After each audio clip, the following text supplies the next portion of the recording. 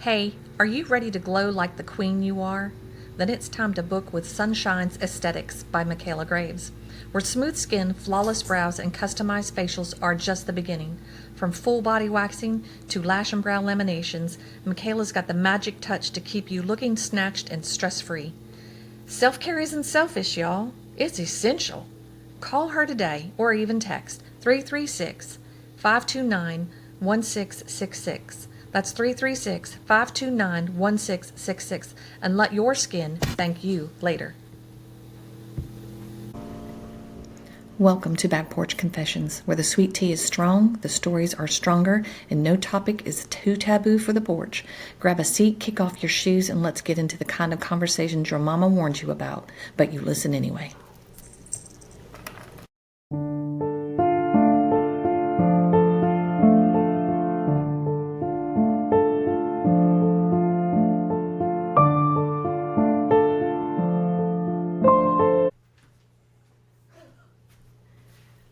Oh God, I'm not gonna know how to answer this stuff. Hey everybody, welcome to Back Porch Confessions again. Today I have, I don't know, my newfound bestie, I would say. I think I absolutely am enjoying my new relationship I have with Miss Stephanie.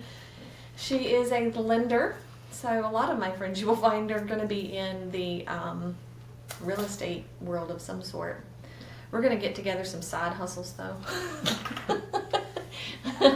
We start doing some dances or something for y'all. Okay. You don't got I don't nothing know. to say? I don't know what to say. I've never done this before, so this is gonna be fun. This is. Well, Stephanie works for Intercoastal Mortgage, and she's been doing lending for how long? Close to 7 years now. Mm-hmm. And you were a real estate agent before that. I was. Mm-hmm. And you're a bomb.com mom of sports affiliated children. You are all over the place. That I am. Yeah. So, and Max is trying to get in my lap again, y'all.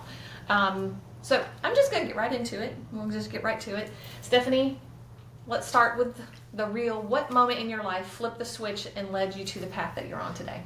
What made you go from real estate to LO? So, in between real estate and becoming a lender, I had a pit stop where I worked in the financial world for banks as a banker, and then worked my way up to a manager. I didn't like the confining piece of it, being told, you know, what time I have to get there, what time I can leave, when I can eat my lunch, just being confined in the walls just wasn't my cup of tea, I guess. So, but it was steady income. There were definitely benefits to it, but I missed being out in the general public. I missed being out, being able to create my own schedule. Yes. For the most part. Mm-hmm. So, and it was very hard to manage Monday through Friday. You know, people say 9 to 5, but I mean, really, when you're running the show and when you work in places, you have to be there sometimes at 8 because you have to get ready and get set up, and you don't really leave at 5. It's more like 6, sometimes 5:30. But when you have kids, it's hard to juggle. Oh yeah, absolutely. A schedule like that. Mm-hmm. So I started looking at other alternatives. Real estate wasn't really an option for me to be an agent again. I couldn't do the last minute showings and the having all my weekends tied up. And I got an opportunity to go to another bank, but it was to come in on the lending side. So I took it because I thought, what do I have to lose? You know, I'm still working in a bank where I'm comfortable, but at the same time, I have a very flexible schedule. So why not? Yeah. And it just worked. It worked very well for me. Of course, I got into it right before COVID hit. So, you know, right as I was out making all my contacts and really doing all the things and hustling and meeting people and going into offices, COVID struck, so we couldn't do that really anymore. So I had to build everything basically from behind a screen, telephone calls, computers, emails, text. It was very hard, right, actually, to do that. Especially as a mom. Brand new. And a brand new lender, too. To all of it. Yeah. And I know that when I ended up getting a divorce, and I was working the typical hospital hours, 7 to 7. You must work one weekend, and the hospital I was at was pretty much, you ended up there almost every weekend. Well, it was like $100 for me to get somebody to babysit the kids for just the weekend when it was my weekend to have them. And so it was difficult to juggle all of that. But over the years, I ended up going to private practice and changing my schedule. Sorry. Halo is demanding attention. And so she's trying to scratch Stephanie. We don't want that. But anyway, in that process, I learned that women can be such super powered people. I think that I don't know what it is with the dog today. we just have the strength of some of the things that we have to juggle. Mm-hmm. I just don't think a man can do it. I mean, I don't know. I don't mean any harm by that. I really don't. I just think that women are just more I do. adept. I don't think men could do it. I just think we're more adept to being able to juggle the multiple things like that. And nobody really realizes our value. If we actually got paid for everything that we do as a mom, a wife, and just a person in this whole world, being a human, we'd be millionaires. We wouldn't have to be looking for that side hustle. Yeah, I wouldn't be creating content, No. constantly. Well, I might still be doing a podcast. Yeah, maybe. I would still be doing that just because this is a labor of my heart and love, and I'm sorry I hit the microphone again, y'all. Well, I think it would be so hard for men to survive in the world that we're in. And there are very successful male loan officers and realtors, don't get me wrong. Oh, yeah. But I think the struggle, even for women, I think the industry, what happens is you've got to be okay working your butt off and never reaping any benefits from it. No, it's a thankless. Yeah. Like you don't get up and go to work every day, and get a steady paycheck. And I think that's the biggest misconception in both real estate and the lending world is people think it's so lucrative. Oh, yeah. And it can be. I mean, there are days where it can be so lucrative and you are flying high, and not 5 minutes later, everything just falls apart and you're broke. So because you find out it's not closing. We just went through that, lived through that. Totally went through it. So. Yes. Two deals in what, like a week's period? Yeah. Two deals fell out, and we both lost money that we were counting on to get us through the rest of the year. And I think what's happened with us, though, honestly, is it's like so shocking at times that you're sitting there and we have these conversations. We're like, did that really just happen? Like, who does that happen to? But it happened to us twice. So just very random chain of events. And that's the business that we're in. That's what we signed up for. And here we are making a podcast about it. So, well, I mean, because people need to understand, it hurts. Yeah. I mean, we literally go through a grieving process. I do anyway when that happens because, I don't have that second income. I mean, my husband's here and he, I have that, and I'm thankful and grateful for that because I've had points in my life when I didn't, and I had to work 2 and 3 jobs. But in my health right now, as we both kind of have similar things. Our healths don't really allow us to be able to work a 9-to-5 job at this point in our lives, and the scary thought of even trying to do something like that keeps me up at night. Yeah. How would I do that? Would I be able to do that? Would I get fired all the time because I have to take time off because I've got a migraine, or I've got, the diverticulitis or diverticulosis. Litis is when you're actually I'm always an flared. inflammation. Yeah. A myriad of things that I have going on with my body that routinely attacks me, and just cleaning the garage the other day out there for a couple of hours. I was, so sore and could barely move. And then the Sunday, it was still kind of sore. You get sore. Well, I just sleep and wake up hurting. I'm like, oh. Yeah. Oh, yeah. It's just getting old. absolutely. It's just crazy. Yeah, it is. But yeah, we kind of went off on a tangent there. But yes, Anyway. it can be very disheartening to be our sorry guys. I thought you were snapping at me. I'm I was like, trying I'll jump in, I'll jump I'm in. trying to figure out how to get away from these dogs, and one day I will do it. So sit outside and sweat our dookies off, or we sit in here and have to deal with the dogs. So you guys pick and choose your poison. We're going to pick ours, and we're going to stay in the air conditioning. So you've worn many hats, as we were just discussing. Which version of yourself has surprised you the most, and why? Which version of myself? Well, oh God, Barbara. See, I thought I'd studied, and then she changed the questions on me. So I get here, and I'm like, I couldn't find the other ones back, but they're probably on her phone because we were going to do this a I long have time them. ago. Yeah, I totally have them. We could have. Yeah, absolutely. But it's all Throw 'em right. out. So I think the one that probably has surprised me the most, I guess, would be, I hate to be so cliche, but probably the mom role, I guess, because I've never done that before. Right. You know, I mean, it's not like you get hired to do it. So it's Some of them do. They're called well, babies. yeah, maybe, but you know what I'm saying. Like, it's not like I put myself out there and applied. Right.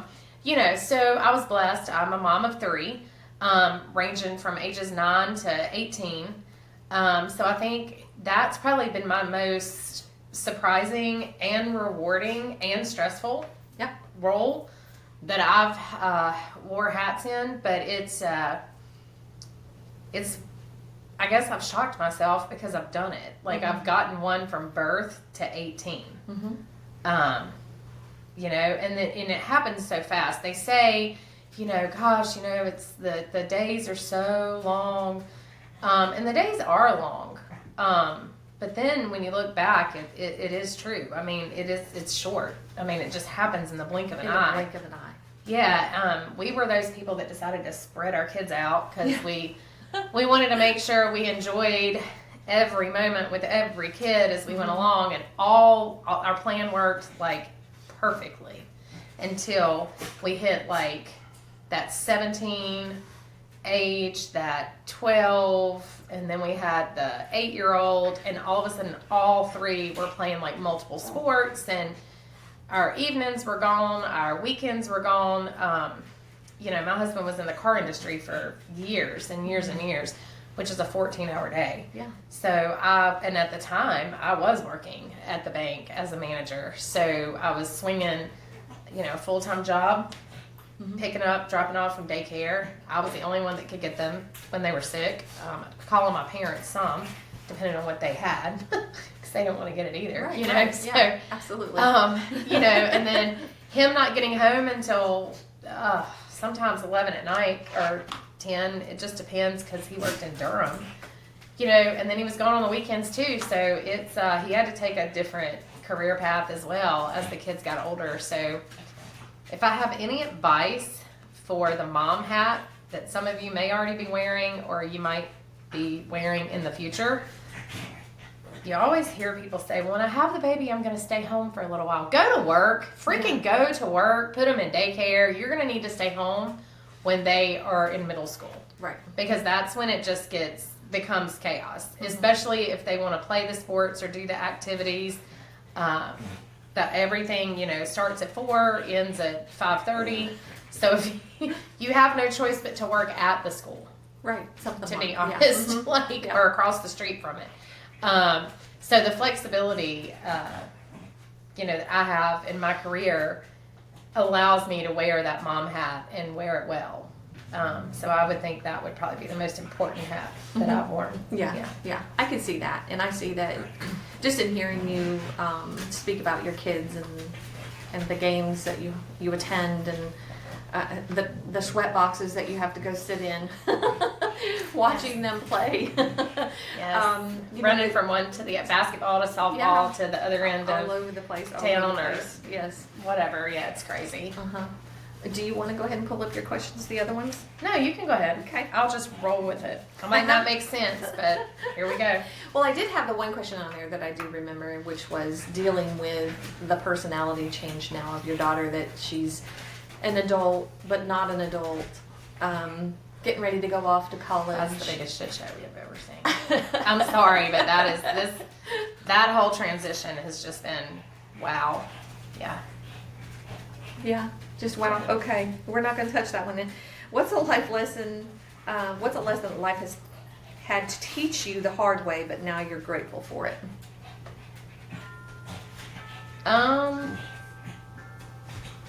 Let's see. A life lesson. Now I'm grateful for it.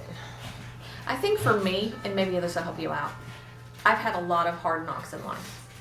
Yeah. So in my career choice now, even though I do get bummed and I get, have my little grieving process when things go south, I've learned to handle those situations a lot easier, I guess, than I would have had I not had that life experiences of having to change and pivot in moments, especially as a single mom. You have to figure things out and whatnot. So, I mean, I think for me, the life lessons that I've had is, I've had to tell myself, so it's not really specific to anything, but it's always, for me, enjoy like the moments when they're good. mm-hmm. Like enjoy the good when it's prosperous, or when you're healthy, when you're feeling good. But just know that there's always going to be those times where it's just something's going to come along that's just going to knock you down. Like I know you see those reels mm-hmm. and stuff where it's just like, just when you think everything's going okay, and then somebody walks into the glass door. Yeah.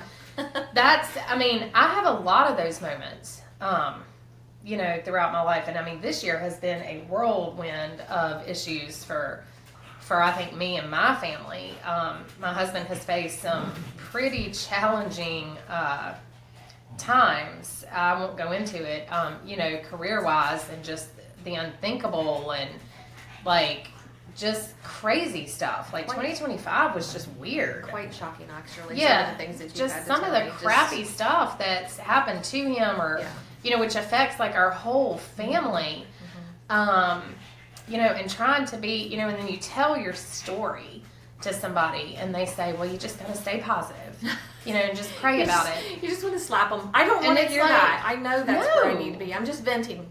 It's like you're over here telling me to stay positive, and like, okay, and I'm over here like applying for multiple jobs for mm-hmm. 6 different careers. Like I don't even know which way to turn. Yeah. So I think that, for me, that's happened to us actually. We'll be married 20 years in October. I would say we have been through 2 times in our life that has been, whoa, like, hold on. We have learned, I think, over time, the life lesson for me, we don't need bigger and better. When things are going good, leave it alone. Right. Leave it alone. We've screwed it up twice now. Like, so we're Just twice? Just twice. Okay. And about 10 years apart, but still. Yeah, well, no, about 17 years apart. But when things are going good, just let it be good. You don't need the new car, you don't need the bigger house, you don't need to always try to keep up with somebody else, even though that's not really what we were doing. We just kind of felt like, hey, we've worked hard, we deserve the things. Then you get the things and you can't relax and enjoy the things because you're always worried about, like, when is the other shoe gonna drop? Yes. Yes. So I've spent most of my life worried about, When the crap, other shoe's when gonna is the light switch gonna get turned off? Yeah. Well, it got turned off. It Mm-hmm. turned off for us. March? Yeah. I would say. March 28th. I'll never forget it. That's when our old crap moment hit, and it's still been kind of strange, but it's working itself out. So, but it didn't stop the world from bringing even your husband to his knees. Like, it shook him to the core. I can't imagine being in his shoes and feeling like I'm the main breadwinner here and like what just the happened. world keeps handing me a shit pie. Mm-hmm. And thankfully I was blessed. I did get several loans, Mm-hmm. that that helped my family. So I was truthfully grateful for that. I would have had more if the other two people hadn't bounced out, but whatever. We'd have been really great had the other two not bounced out. Yeah. They have their reasons, and we're not angry with them. So No, it had nothing to do with us, and it really had nothing to do with them. No, it was just different things happening. random. I mean, it was just weird different stuff. things.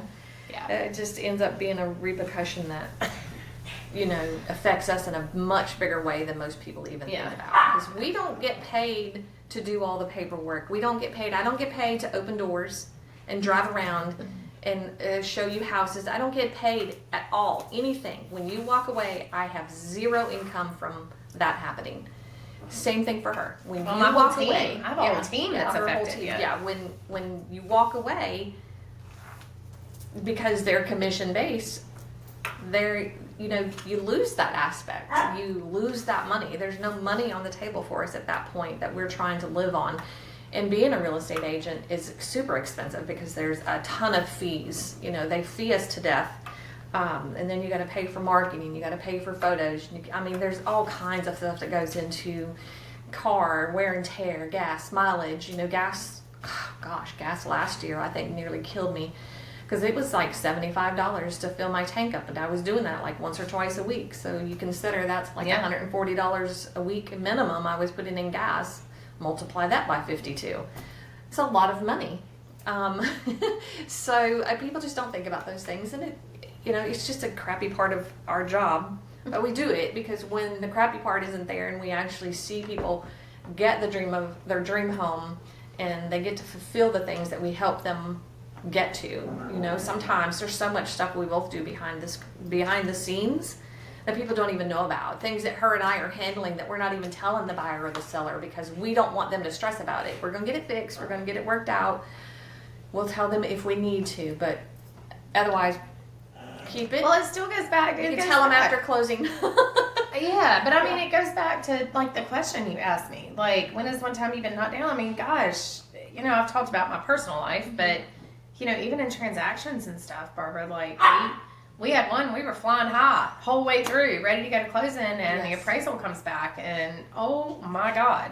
Oh yeah, the whole world fell apart. The whole world come crashing down, and we had like 4 days to figure out how to maneuver through that with, doing things. I was doing things I don't do in my role. You were doing things you don't do, and all the while trying to keep other people in the transaction calm because it wasn't us, it was the house. It was the person selling the house in some ways.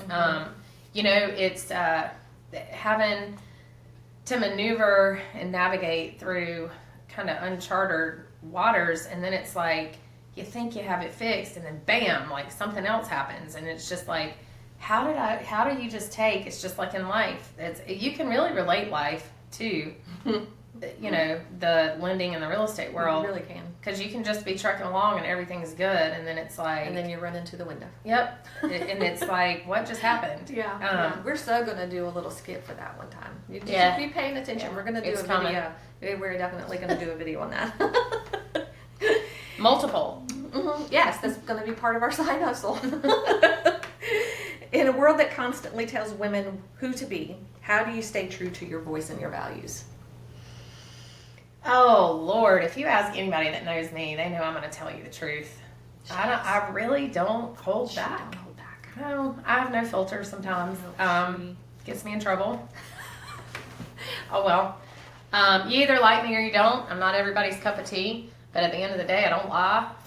Right. At the end of the day, I'm very honest. So I won't even go as far as to say is what you see is what you get. It's not even like that. It's just if you ask me my opinion, I'm going to honestly provide it. Yeah.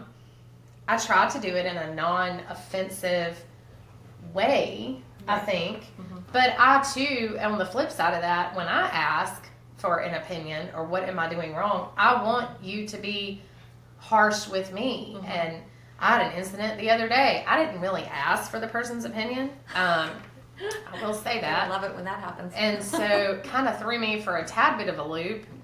I don't even know if I told you all about it. But anyway, so I I did contact Barbara and was like, I just had a strange encounter. I'll have to tell you about it, sometime. But then I found myself just constantly rereading the message. I just kept rereading the message because I was like, am I taking this the wrong way, or is this person trying to help me? And I truly believe how you perceive me and how I perceive others depends on the mood and what we're feeling at the time. Mm-hmm. So if you're already beating yourself up over everything and somebody comes at you and is like, you really shouldn't be so talkative, I'm more like, well, screw you, just don't talk to me. Like, why did you engage with me? Yeah. But, at the end of the day, I kept rereading this message I got, and I was like, crap, she's right. The message, I didn't tell you about it. I don't think I'll show it to you. But I'm like, she's totally right. I just didn't want to accept it. Yeah. So, like, when I sat down and I was like, and it wasn't negative and it wasn't bad, but I spent, 45 minutes trying to decode it, trying to make it how I wanted it to sound. Mm-hmm. And then I finally just took it for what it was, and I was like, there is some truth to this. Like, I get it. And they're right. And then I spent another 45 minutes trying to decide how to respond to it, because I was like, I don't know what to say to that. It was a big pill to swallow. But it wasn't offensive. Mm-hmm. I think I initially took it that way. But, so when situations like that happen, I take a step back sometimes and I try to think before I speak. It does not always work. Because like I said, I'm very blunt, very tell you exactly what we need to do kind of person. So that's, I don't even know what the question was. Oh, then just where your value as a woman, how do you stay true to yourself? Oh, well, just being honest, and there's not anybody out there that can't say that I'm not honest when I'm walking you through anything you're asking me. If it's about your financing, if it's about the real estate, if it's about friendship, if it's about parenting, if it's about anything that you're talking to me about, I can honestly tell you, I'm going to give you the good, the bad, and the ugly. She will. Absolutely. About all of it. Mm-hmm. She's called me out on my own shit. Well, I'm going to get off the phone right now because you seem like you are super frustrated and aggravated at this stuff right now. So I'll call you later. One night I was like, well, this clearly didn't go the way I was expecting it to go, so I'm going to let you have your moment, and I'm going to talk to you another time. She's cussing mad at the moment. I'm going to just leave. See my way out of this. Yeah. But hey, she's still here. She still loves me. Well, I think in that situation, I was like, well, just calm down. We got it. And don't tell me to calm down. You can't tell her to calm down. No. So that just escalated into a whole nother, and I was like, what the hell just happened? I don't even know. I don't remember everything that we said. I just remember. It was all because of the appraiser. I was very, yes, that damn appraiser. Not that he's a bad person. I'm sure he's a good person. He was just doing his job. It's just, he did it in a very inopportune time and in a bad way that affected everybody that I don't think he even realized was going to affect. Because people roll through this world only focused on themselves, especially of the male gender. So they don't think about outside the box. And I mean that in the best way. It is what it is. You get a man tell me that they're not just one-track mind. They are. They can't really multitask. They can't really, they're just not built that way. Their brains just weren't built that way. Men are from Mars and women are from Venus, right? Mm-hmm. If you could write a letter to your younger self today, what would the first line say? Don't lose yourself. Amen. Yeah. Amen. I think when you become a mom, I don't know how to explain it. I was the one I used to go shopping all the time. I was in the gym all the time. I was worried about myself. I got my pedicures, my manicure. Everything was done. Mm-hmm. I took care of myself, and then I had kids, and I was like, oh no, I know she's only 3 days old, but she needs these 27 outfits and, shoes that she can't even use, and they just looked cute. I think, and it starts then. I think it starts when they're in the womb. Yes. You start buying unnecessary things, Mhm. and I have done it my entire life. I wouldn't say it's unnecessary, but it's just I will spend my last dime on my kids, and then I go to have to come do something like, let's say a podcast, Mhm. and I'm like, oh my God, I have nothing to wear. And, I've gone to, several things we've done at the coffee shop or whatever. And I'm like, I have to just come in a hat and like a t-shirt because I don't have anything. So if you see me out a lot, you'll see me in the same. Don't let her Same fool you. stuff. She's beautiful even in a ball Oh, cap. So. whatever. She come to meet me and my daughter one day, and she was in her car with her little ball cap on, and she threw herself together in like 10 minutes. And my daughter's like, oh my gosh, she's so beautiful. Oh my gosh. Yes, she's beautiful. Don't let her fool you. Thank you. She's definitely beautiful. Might be naked, but because I have no clothes to put on. But that's the thing. If I were younger and I could get a glimpse into the future, it would be like, hey, Do that a little still differently. take care of yourself a little bit more. Like schedule time for me. Yes. Because by the time I'll be 50 in another year, and it's like I spent all my 30s basically, either pregnant or with the baby, and then my 40s was more of like just trying to navigate careers, being a mom and all the things that you have to do because it's just a learning process. Then now it's like the older I am, I'm like, went to the doctor the other day. This isn't what you want to hear. She's like, well, and basically instead of saying like, you're fat, she went around her elbow to get to her tail. And she finally, at the end, she was like, I don't think you would have so many aches and pains if you if you focused on you a little more. And I was like, okay. And I was like, so what are you saying? Like, I was just going to make her come right out and say it. Right. She was like, well, I think, your back wouldn't hurt. Like, you probably wouldn't have these issues. Like, you have time now to focus on yourself because your kids are older. And I was like, dang. You do, but now your body hurts. Yeah, it's now it harder hurts. to get yourself. It's just easier to take a pill. So don't let yourself get there. Is what she's medicine. saying. Yeah. Yeah. Like if I could, that's what I'm saying. Like literally, when you are 17, 18, 19, 20, everybody's like, oh, I can't wait to get married. I can't wait to have kids. I can't wait. Well, wait and plan a little bit because honestly, you do lose yourself as you get older. And then it's like you got to backtrack and pay not pay, but play. Well, I might have to pay too along the way, but you got to play catch up. And it's hard, because now I'm just like, ugh, well, now I'm in like this funk and I have like my thing and my day and how it goes and getting back into those things to where you're taking care of yourself or you're going shopping for you.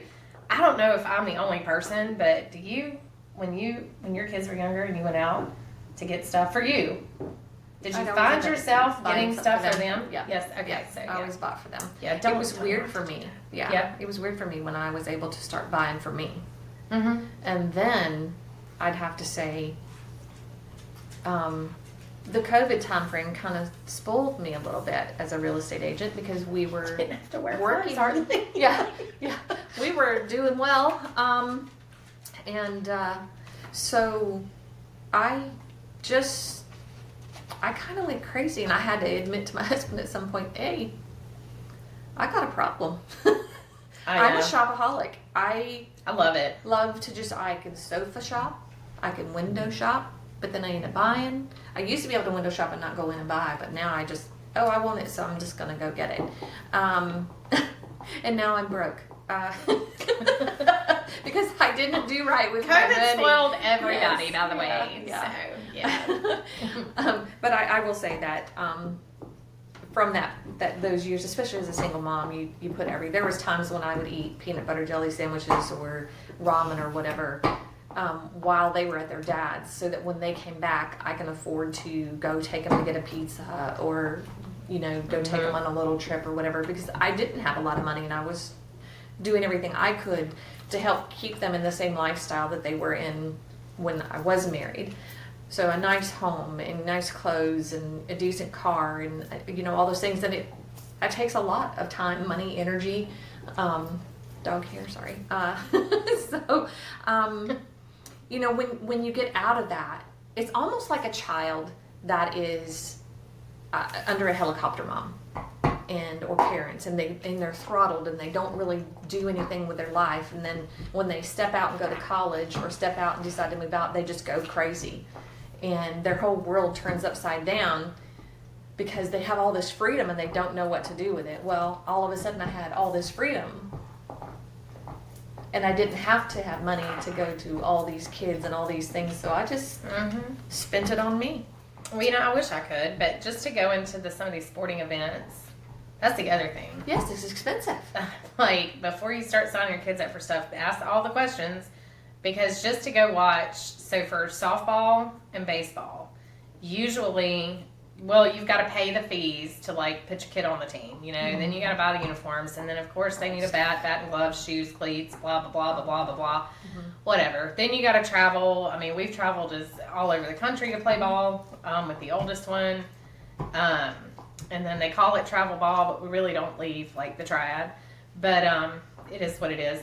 But when you get there, you got to pay to watch your kid participate and play in the sport, so it's, you know, usually $10 a person. So if me and my husband, and if we wanted to take our oldest to go watch our son play, it's $40 to go in and watch him play. Yep. And gosh forbid they play a Saturday and a Sunday, because that's $80 right there. That's not including food and your gas. Basketball, AAU basketball is the worst. Like, you go, they call it AAU travel basketball, you know, you're going to play. Okay, we go right over to, like, Northern or Smith, or you're really not far from home. But you walk in and it's $20 a person to watch a game, maybe two. Usually you get about two to three games out of it, but it's just your whole day. So, and they don't have air because they can't figure out how to cut the air on in some of the places. So yeah, we sat in the heat all day yesterday. That's crazy. But like, if I would have gone yesterday, my oldest daughter wanted to go watch my middle one, $40. Now sometimes the little kid, my youngest son, sometimes he can get in for like 10, but still, it's ridiculous. It is. So the moral of the story is save all the uniforms, throw your kids in a uniform, and if you've got to go to stuff, and just say they're playing with somebody. That's right. I mean, that's a novel idea. Yeah. Maybe I could start wearing a uniform to my son's ball game. You think they'd fall for that? Well, I mean, just dress up like an umpire. Get you a Halloween costume. There you go. It is expensive, even with him. I mean, we traveled to Albemarle not long ago, and it was $20 just to get in, and then, you know, we got some food because, of course, it was right during dinner time, and it was probably a good $100 night just to go support him, and he didn't even get to play. No, well, yeah, and then you do that, and they don't play, and you're just like, seriously? Yeah. Or like middle school and high school, you take off work or whatever, you rearrange your whole schedule so you can be there, and then they don't go in the game, and you're like, seriously? Like, oh, and you gotta pay to get in those too. $5 here, $8 there per person. I mean, it's crazy, and so that's what I'm telling you. Like, if I could tell my older self back then, like, I should have started saving at 10 or 15. Putting the 10 and putting the 20 up and all that. I had no idea, because that's, you know, if you're doing it every weekend, that's where my pedicures go, to entry fees. Sorry. Yeah. Oh, yeah. It's full of hair and blah. Anyway. But I love my dogs. I have 4. I love my dogs. I just keep telling myself that. I love my dogs. What's something people misunderstood about you, and what's your truth behind it? I think people take me the wrong way. Yeah. Well, I don't think I know. Until they get to know me, they don't know how to take me. So, I've probably lost friendships. Well, I wouldn't say friendships, because my friends know. Right. You know, but it's hard for me to make friends, I think, at this age and stage in my life, because I am kind of set in my ways. And I think part of it comes from, I don't really meet a stranger. I'll tell you my life story. Like, I'm an open book. And I think sometimes that scares people a little bit. So I'm that person that has to be really careful when I'm sending an email. Do you have to reread it a few times No, and tweak it? I don't fluff it. I'm not, good morning. Hope you had a wonderful weekend. I was wondering if anybody had found, X, Y, and Z or whatever. And if we have an update on that, thanks so much. And let me know as soon as you can. Hope you have a great day, Stephanie. I don't do that. I'm just like, hey, do we have an answer yet? Yeah, she does. I love it. I don't mean she just it. goes right for it. I'm just very get to the point. I didn't have a good morning. I don't care if you did or not. At the end of the day, let's just get the job done, and there's time for that later. So I usually find that I have to follow up text and emails sometimes with a phone call. And I laugh, and I'm like, okay, I didn't mean it hey. I didn't mean it to be so blunt. I didn't mean it to be hurry up and get it done. That's not, don't take it the wrong way. It's not how I mean it. It's just that when I am busy with work, I'm busy. I'm super busy. So I don't have time. The time. I can't, if I've got 6 or 7 transactions going on at one time, I can't just be have these long emails and text messages. I just do it really, really quick. I would have to say I probably experienced a lot of that when I first moved to North Carolina. I'm originally from the North and from Illinois, and I tend to be very blunt. Yeah. We're very blunt people from the North and speak fast. So in the medical field, I've had to learn to pull that back and what I call learn to speak Southernese. So I'm not Southern. I've had to learn to, but that's why I love you, because I feel like you could have been my sister from another Should have mother. been born up north. Yes. I've had to learn to just be quiet and calm and slow my words and I'm not going to be one to sugarcoat a lot of things, and I know darn good and well when I'm putting in the message, good morning, hope you're having a great day, that you don't give a hoot about that. You're not going to respond to me about how your morning is. It's good. Oh, yeah. You're not going to say anything. You're going to answer me back with a question, because almost everybody I know that when you read a text message, you answer from the bottom up. So you're answering the question, and you never generally get to and good morning to you too. Every once in a while somebody will do that, but for the most part they answer the question and they roll on. It's just like when you walk by somebody on the street and you're like, hello, and they just keep trucking. Like, okay, well, whatever.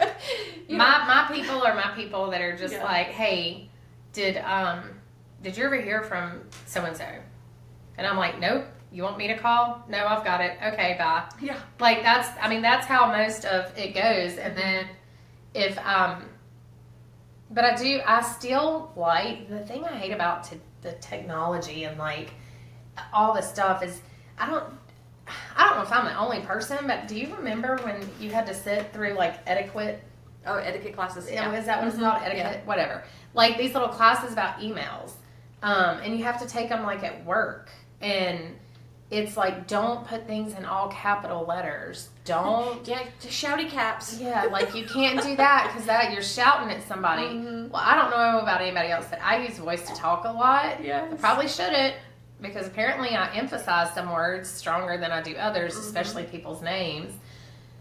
And for the love, nothing is worse than I'm trying to I won't say drive because we're not supposed to do that.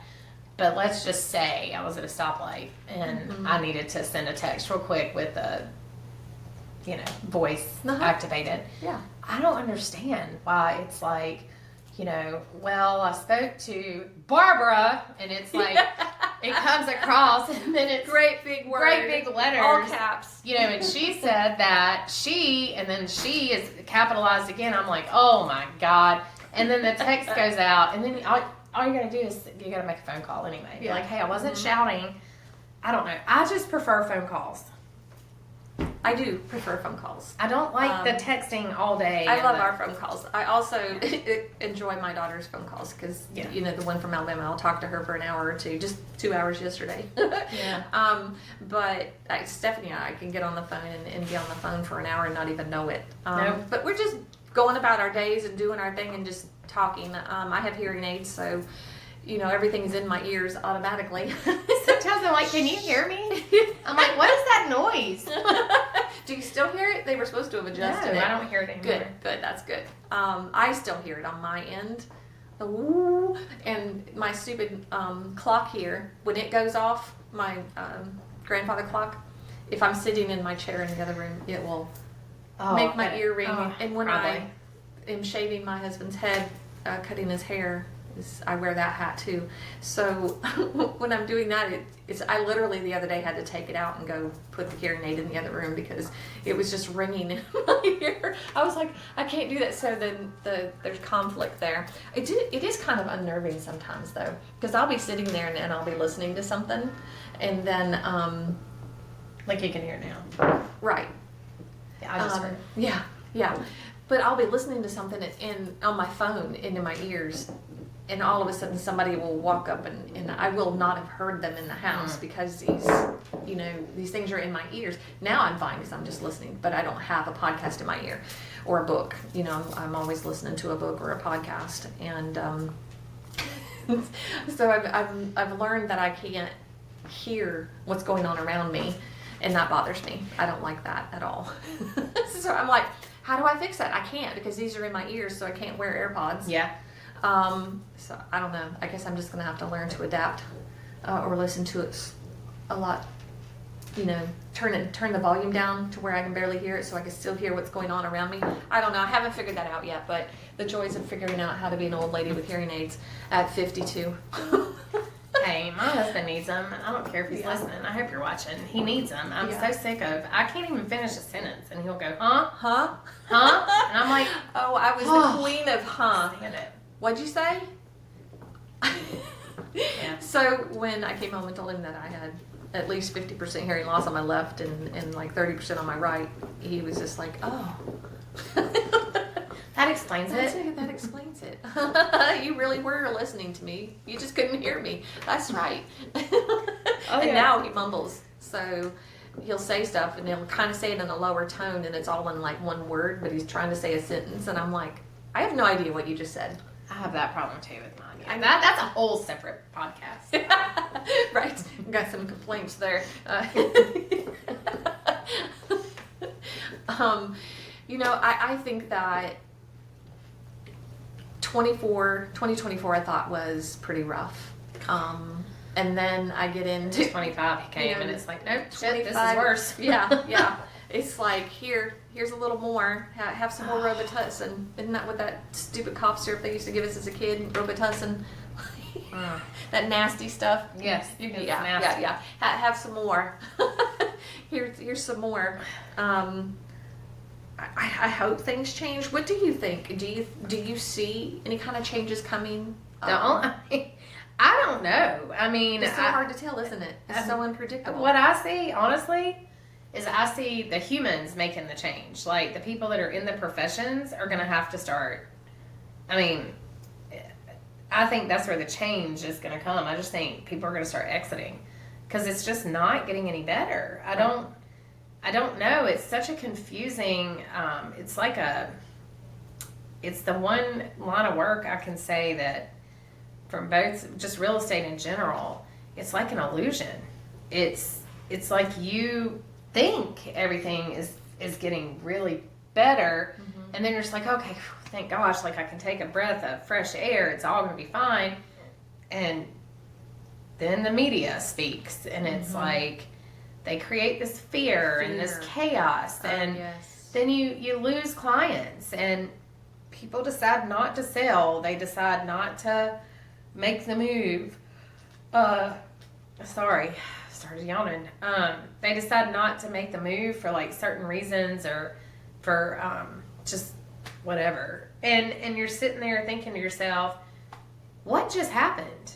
You know, and you can't, people in our industry can't continue to live like that. Yeah, there's some agents that are flying high. And there's some loan officers that are too, but I haven't really talked to anybody lately, I would say in the last 4 months, that can really explain what is going on. Because I think in 2025, we just thought it was going to be better because that's what they said, and whoever they are, but Yeah. that's what they kept saying. So everybody held on, and well, a lot of people got out in 2024, in all honesty. I mean, they told us it was coming. They, again, I don't know who they are, but they kept saying it's going to get bad, it's going to get bad, and prepare for the worst. The 6 to 18 months is going to be bad. But then they were wrong because it's been more like, what, 24? 4 months, yeah. Yeah. So, I mean, at some point, people just aren't going to be able to hang on. I question it every day. I wake up and go, is this really what I'm going to do again today? I mean, because if you think about it, they can't really lower. You can't just drop the rates all of a sudden. We'll have a buying frenzy and it'll create chaos, and house prices will go out of control, and then inflation. And I mean, it's all such a roller coaster, and It's all attached. yes, and so they can't just do that because Right. that would just be insane. And now, you know, people are like, oh, I don't want to buy because house prices are going to be coming down. I'm going to lose equity. You lost equity the day that you decided not to buy. Correct. Because it does not matter. It does not matter. It's always going to be up and down, but it's better to take the risk and maybe lose a couple $1,000s in equity versus not taking the risk at all and just continuing to make somebody else rich by paying their rent. I don't understand. Yeah, why would you want to pay Like, their why mortgage? would you want to do that? Yeah, don't pay their mortgage for them. If you can buy, you should buy. It's just crazy to me. It's just, I mean, and it's cheaper generally to buy than it is to rent something anyway. But, you know, I don't think that the interest rates will ever get back down to the 2s again. No, somebody told me the other day, call me back when they hit back in the 2s. I was like, okay, well, if we all survive that pandemic, I'll give you a call. But that was random. The 2s, I mean, I can't tell you. If I had a crystal ball, I would not be sitting here doing this, but, because I'd be rich. Thanks. Well, you know what I'm saying. I mean, I wouldn't be here, Right. in this town, or if I had a crystal ball, I'd be traveling all over the world, Right. sharing my knowledge. But I can just tell you that I have no idea where it's headed. It's scary because I don't know, and It is scary. I could talk about it for days. Like you try not to be negative about the market. You want to be positive and upbeat. But I mean, the old way of doing business, it's not working. So I think people are truly like reaching for ways to get out there. And I'm telling y'all, for anybody that's watching this, it might be 2 people, it might be 200. Stop using the mailers and these companies and these advertisements on TV and these 1-800 numbers to get you pre-approved. Oh God, it is not.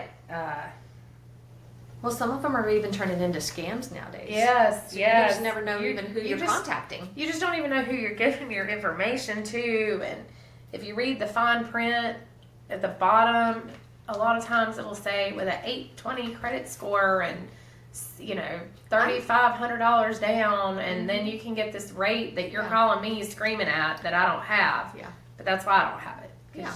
And I did that to you the other day. Yeah. I said something about the interest rates, and I'm like, oh, such and such sent me such and such. And then I had to go find it and send her the picture. And she was like, oh, well, did you read the fine print? No. Because nobody does. I'm a realtor, and I didn't read the fine print. I should know to read it. And so she had to explain it to me. I'm like, oh, I see. I mean, there's plenty of local realtors. There's plenty of local lenders. There's just plenty of us like floating around here. Like, if I'm not your thing, okay, find somebody else that is, but Use that's somebody here. local. Yes. Yeah, take your Tangible. agents. Somebody. Yes. That can come and sit next to you and explain it if you need that. Yeah. But yes, take your agent's advices. Like, don't think you know everything and stay off Google, because it's just messing everything. It is. It is. One of my favorite things is when people say, well, says, well, is a third party company, and they're not. knowledgeable, really. They're not actual, well, I guess now they hold a real estate broker thing, whatever, just so they can keep things on the up and up and try to take over the whole real estate world. But,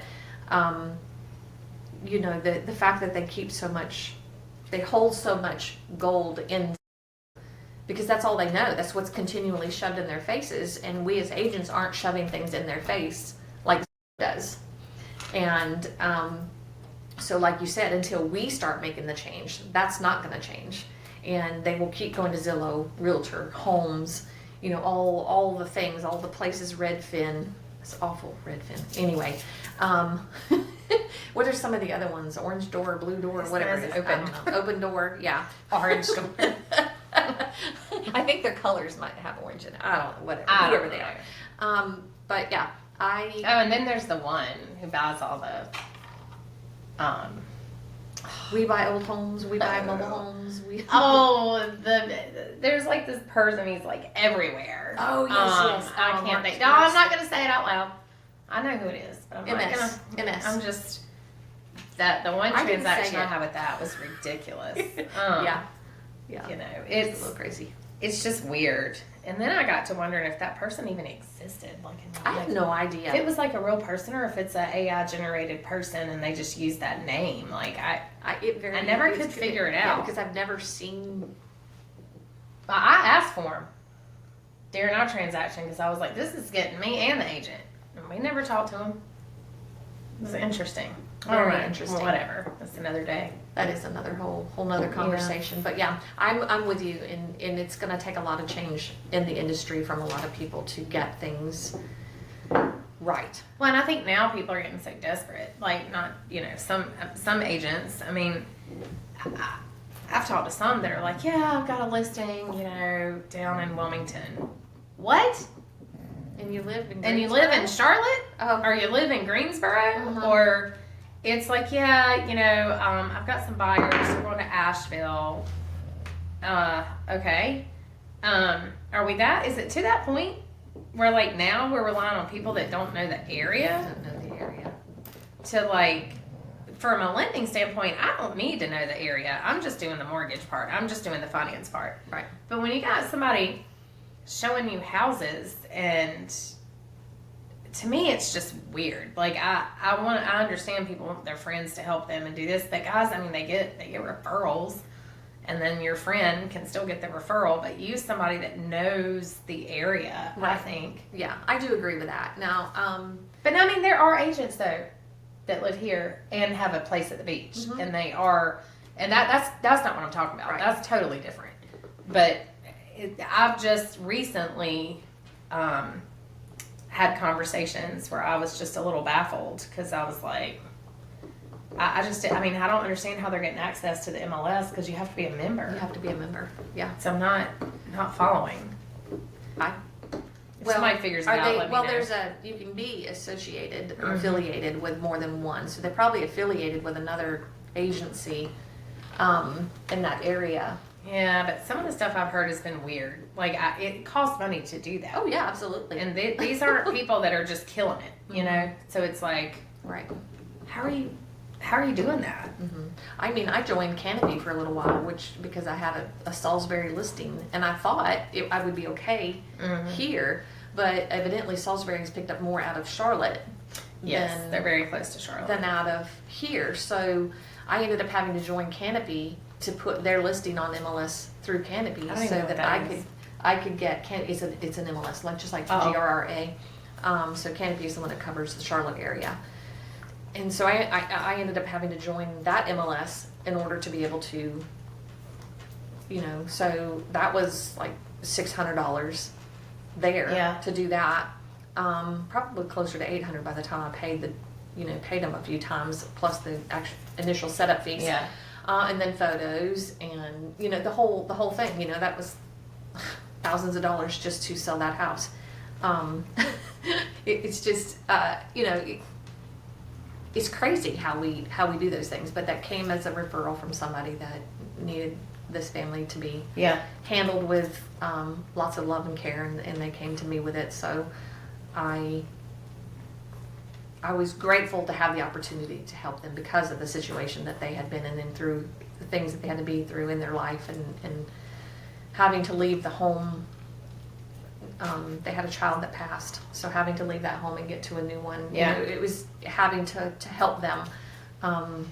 So to me, it was worth it. Yes, it cost me a lot of money, but to be there for them and to ease that as much as I could for them meant a lot to me, even though it did cost a lot of money.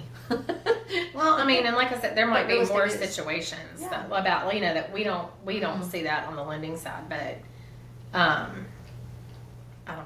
I just think there's enough of everybody out there and the referral fees where are- we don't have to be yes, so cutthroat, exactly. and Exactly. use the referral fees, Yes. and don't try to cut your agents out of the deal and tell your lender that's what you're doing, because we all have pretty strong relationships sometimes, and it makes it very awkward for us too. But Yeah. I don't know. I think our line of work on both ends is so much just like, it's almost like life in general. Like you're having to balance a lot on this side, but then you're trying to balance everything at home. So it's not as glamorous as it always looks from the outside. No, it's I not. mean, it's really It's not, not. because I'm running around half the time like, God, I gotta go to the grocery store, I gotta go do this, I gotta do that. Okay, but I also need to get a paycheck, so I need to figure out like where my next paycheck is coming from, Yes. so that I can pay the bills or do this or do that. And the reality is you don't know where it's sometimes coming from. No. So it's a scary line of work. It's definitely not recommended for The week of heart. yeah. So one last thing, what kind of advice would you give women of our age on how to just find peace and be happy with who we are? And I don't have advice, Barbara. I'm still looking for it. yeah, I mean, I'm still trying to find my peace. So I don't know. I don't have any advice on that, because I think it's something I'm still struggling to find a little bit. I mean, just being candid, like I'm trying to find that balance. Is it me waking up at 5:00 in the morning with just a cup of coffee and I'm reading like devotionals or some inspirational things? Like, do I need to do that? Do I need to start making myself wind it down, shut everything off, about 8:00 at night, because I tend to not have a shut off period. I just don't. I just keep working. I keep going. responding. I keep whatever. Do I just need to do those things so I can fall asleep at a decent hour and get up at a decent hour? I can't really talk too much about finding peace, but I do spend a lot of time trying to figure out how not to worry so much. Yeah. And I think if I could quit worrying about everything, I think I would find peace. What's your birthday? December 29th. That's Capricorn. Capricorn, right? Okay. Yeah. So what are we doing next? Just like a... Oh no. We got a psychic coming? No. I just know with me, like being a Virgo, we're just chronic warriors. We're going to overthink everything, and I'm not sure if Capricorns kind of carry that trait as well. Yeah, I think a lot of people in the latter part of the year, all like Virgos, Libras. We do, but we're hard workers, and we usually prevail, and we usually can push Absolutely. past it. I think is what I read. I read it all the time, like just to see. It's interesting. It's very interesting to read your horoscope, by the way. But it's like we're very driven people. Yes. So we like to be the boss. We like to be in charge of things. We like be in control. Yes, and the not in control is what causes the worry. It's what causes the anxiety. The unknown. Yes, I don't like, I don't like it. You won't find me on a cruise. Nope. I will get on a plane. I don't like to go far, but I can't control those things. I have to look out. I have to be in a window. Otherwise, I just get sick. Yeah. I can't do it. I have to. But then I think when you talk about, being a mom, you can control some of that, but it's still stressful. Oh yeah, absolutely. Because there's some things you can't control. I can't control, like if something happens when they're out on the road trying to get to and from, or wherever they are when they're not underneath me. My career, I mean, I can only control it so much. I can't make people use me. No. So it keeps my anxiety out the roof. Yes, Sometimes. I would say that, and that's and I joke about this, but it really is the true reason why a lot of agents and loan officers, they end up being alcoholics, because that's how they deal with the anxiety and the stress of the job. And it is super, super stressful. It's a very stressful job, which is one of the number one triggers for all the crap that I have, is stress. And so it's very hard for me to sometimes even function of a day because there's been so much stress over the last few days that it all hits me at once. So I thrive on keeping my mind busy, though. So I do a lot of things to keep my mind busy. Play bingo, which is stupid. I color, the happy color, whatever. You go to coffee shops number. too. I do a lot of coffee shops. Coffee shop hopping. I love to do that, and as I've stated, I'm actually starting to do it as a thing. It's going to be a thing. So if you have me anywhere, and if you want to send a comment, I'm happy to do anything. I'll go to a coffee shop and check it out. Just don't send me somewhere it's sketchy. I'm a chicken. I do have a 9mm, and I'm allowed to carry it, but Barbara will be like, I'm going here to go get coffee. I'm like, oh God, how far is that? She had me, where was it? I was going to meet you that day. Delish. Yeah. What's it called? Delicious. Yeah. And I was like, oh my God, it's all the way downtown. Melrose. That yes. Melrose It place. was at Melrose. It was cute, yes. and Very I'm sure cute, it was love good, but my anxiety, downtown Greensboro, I didn't know where to park. I couldn't find it. I kept driving past it. She's like, I'm just not coming. And I'm like, I was like, see I'm you. You're going right home. here. And she was like, there you go. You're driving by again. I was Come like, on. yeah, I'm going home. She didn't. She stopped. I'm glad I she did stop. I did Yeah. finally figure it out, but I don't. Yeah, if it's like chaos, and I mean, I know that's funny because I used to live in Raleigh and Charlotte, but I never went down like town Stayed to on try to the side. figure that stuff out. Yeah, it does. I get anxiety trying to dive. Yeah, like if I just don't know where I'm supposed to go, I'm like, Now, oh, I this can't age. find it. They kept saying, you've arrived at your destination, but by the time I would look up to see where my destination was, I had Not a passed light. my destination. Yeah. So I was like, oh my God, it's a one way. Yeah. Like, and it's telling me to turn right. Now I need to go know. left, and Yes. I can't do any of the things. She was panicked, but she made it. I I'm glad did. she did. I did. I'm glad she did. I'm glad I get her pulled in, and I think when I very first met you, when you said that people take you wrong, I think I probably would say, because I'm one that's going to sit there and kind of just Take it all in. take it all in and watch somebody and interact with them a few times before I decide if it's going to be a good fit for me. Because I have to protect myself, because I'm such an empath that I will absorb all of everything. And so I have to, be mindful of that when I'm allowing people into my world. And I would say that God knew what he was doing when he put us together, because I think that we make a good team. And just to put that out there, yes, she's a lender, I'm a realtor, but there are no kickbacks in North Carolina. My kickback is she takes care of my people. And I know that she's going to take care of my people, and we're going to get to the closing table, and she's going to bend over backwards and shoot rainbows at her tail to make it happen. And so that's my kickback in having her in my life, and I wouldn't change that for the world. Oh, thank you. You're welcome. Yeah, I think that is a big misconception too, though. I think a lot of people think that, when somebody says they have a preferred lender, or they have this, or they have this agent they use, or whatever, that we're all doing business together, and we're not. It's not like that. Like, we don't pay each other to get business, but we do a lot of business together. A lot of people have a group that they'll just do all their business with because they trust the process. Exactly. I have attorneys that I trust, that I know will get me to the closing table. Like, it's not just, is your lender good? It is the whole package. The whole thing. Like, it's yeah. So everything's kind of packaged. So I don't work with just Barbara. Barbara doesn't work with just me. Like, we have to have. Oh yeah. Yeah, I mean, like, I have we gotta to have give our them people. Yeah, I have to give them. Okay, here's 3 lenders. My preferred one is Stephanie, but there are 2 additional ones that I know of and that are good. So have a conversation with them and see who you want to talk to. It's just it's just, you have to give them those choices, because I never want somebody to feel like I'm trying to push them towards somebody. But anyway, yeah, so no kickbacks. The industry is crazy. Right now is especially crazy.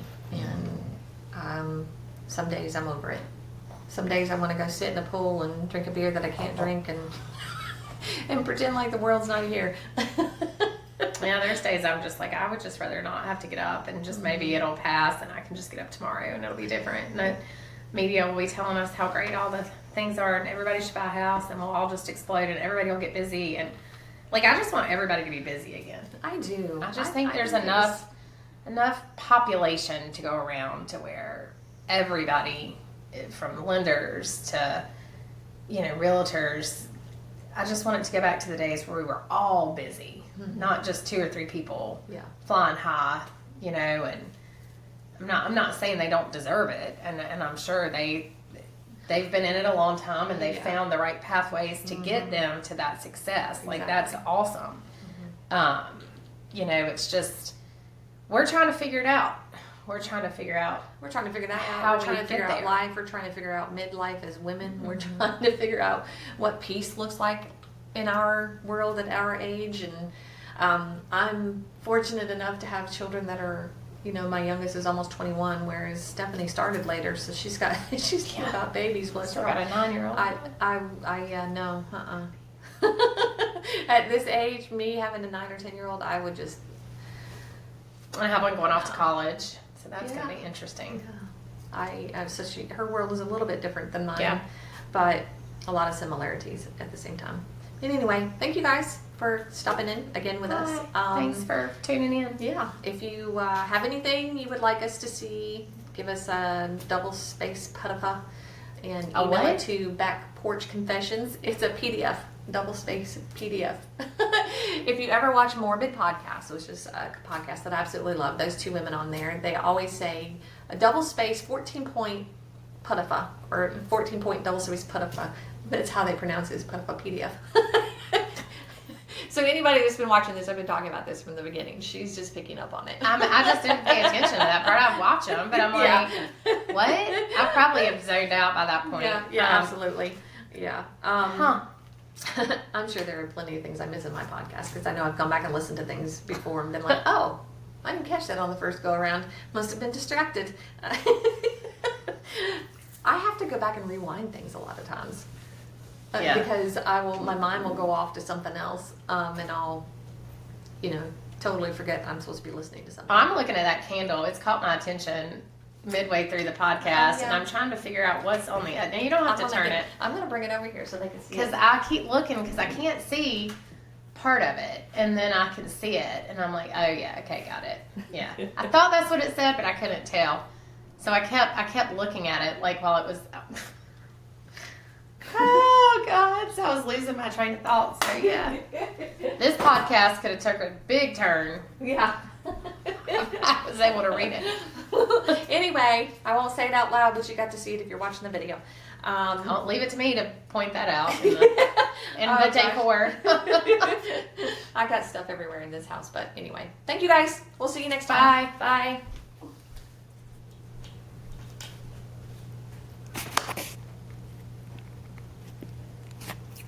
Is it off? Yeah. I've got to pee. Do you? Yes. It started shifting around. I thought, oh my God, I'm going to have to. That's a wrap on this episode of Back Porch Confessions, where the tea is hot, the stories are real, and we never apologize for keeping it honest.